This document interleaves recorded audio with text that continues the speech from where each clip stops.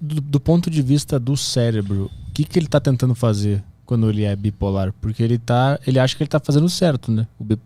O cérebro, só pensando nele. Ele acha que ele tá tomando a melhor atitude ali, disparando esses neurotransmissores. Ele acha, né? O que ele tá querendo ali quando ele dispara isso? Até um gole d'água que essa daí merece. Viu? Boa.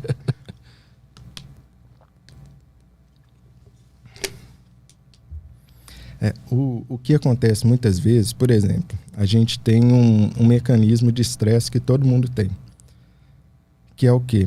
Você viu uma situação agora, um cachorro bravo entrou no estúdio, sei lá, né? Alguma coisa entrou. A sua amígdala vai disparar, a amígdala é um pedacinho do seu cérebro, vai disparar uma mensagem para o seu hipotálamo, que é outra parte do seu cérebro, vamos chamar ele de chefe, né? E o chefão é o hipotálamo, né?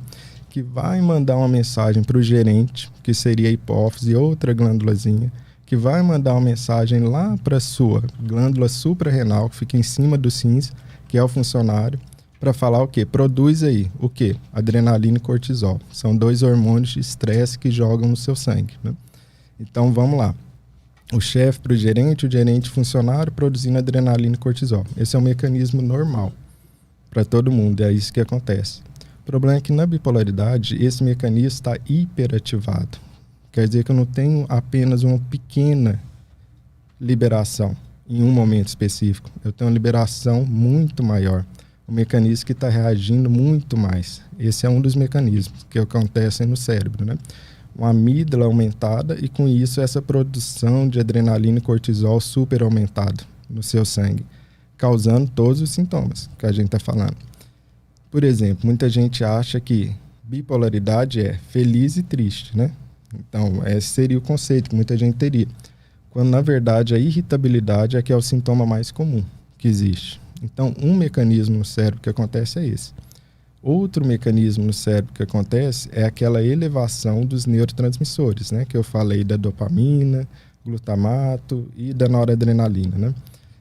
Neurotransmissores são como mensageiros, né? São como carteiros entre uma célula do seu cérebro e outra, né? Então, você tem 2 células, são os neurônios, e eu preciso me comunicar, né? Mandar um WhatsApp, qualquer coisa, né?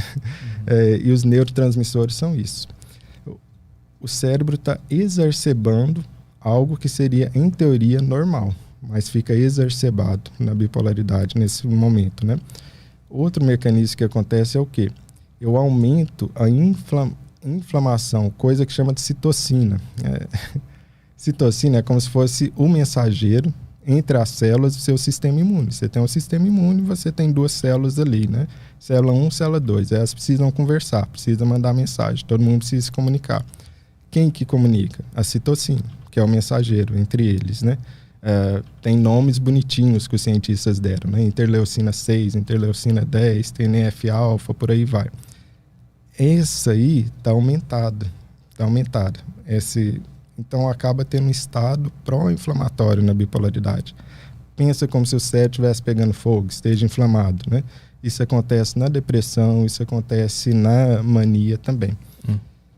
E sabendo dessas alterações, tem outros tipos de alterações também, mas sabendo dessas que são os principais, a gente começa a pensar em como tratar isso.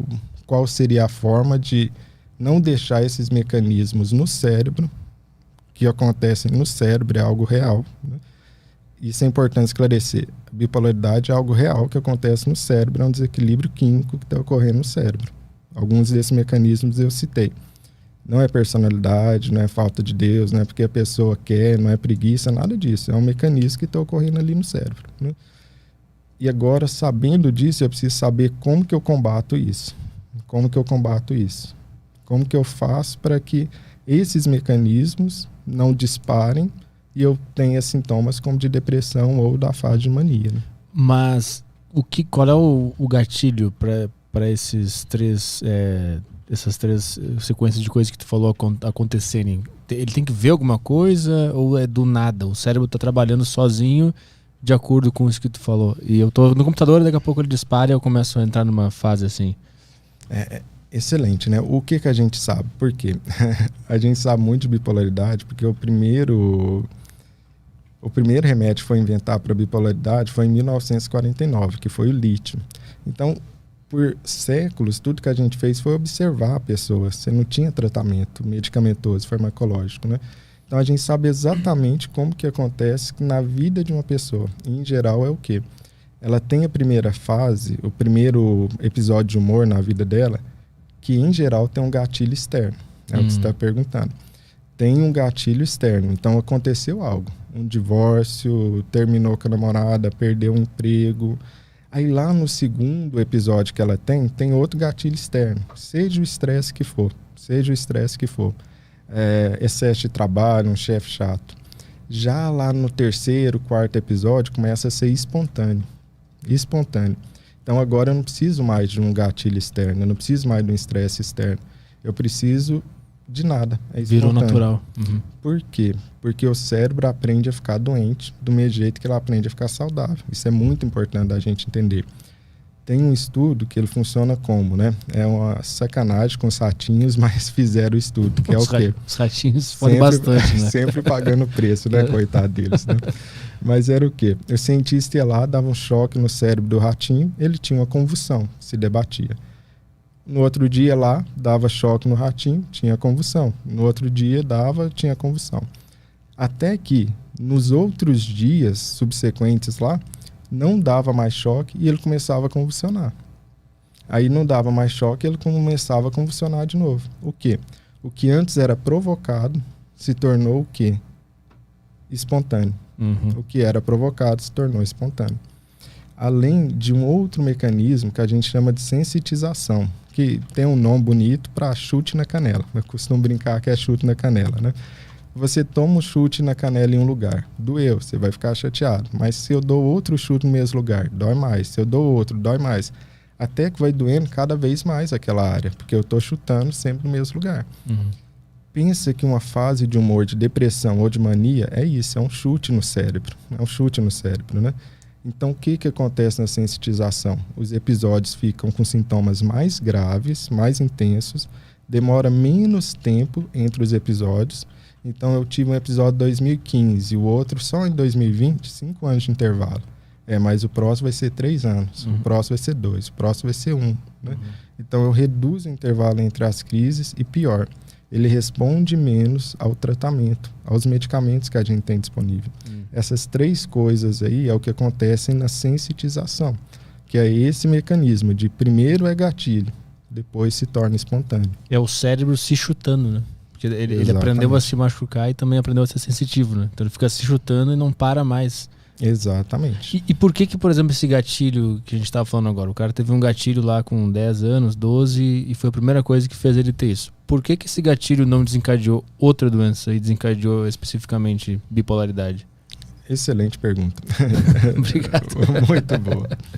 Porque qual que é a questão aí? A bipolaridade, a gente tem 90% de herdabilidade, né?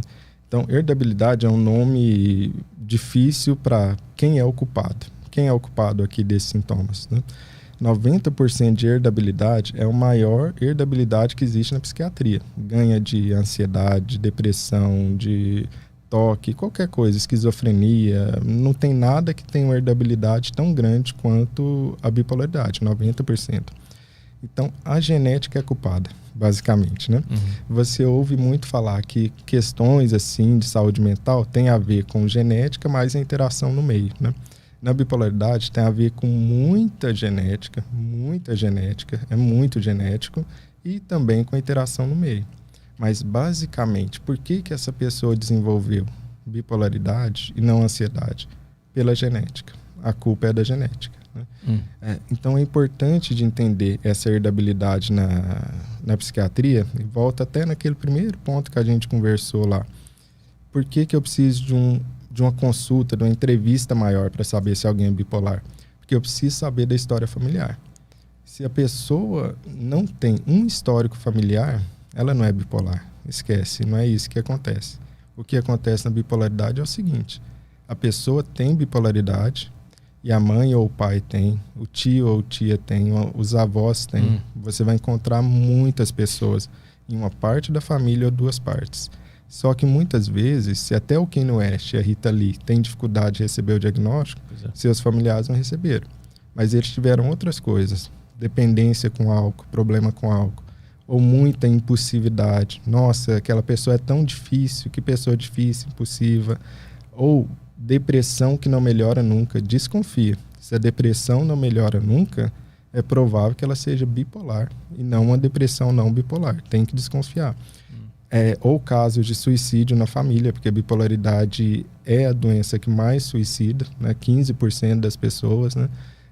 Então você não vai encontrar, meu avô era bipolar. Não, mas você vai encontrar, meu avô tinha dependência com álcool, era super irritado, era impulsivo, tinha época que ele ficava super para baixo, não saía de casa e por aí vai.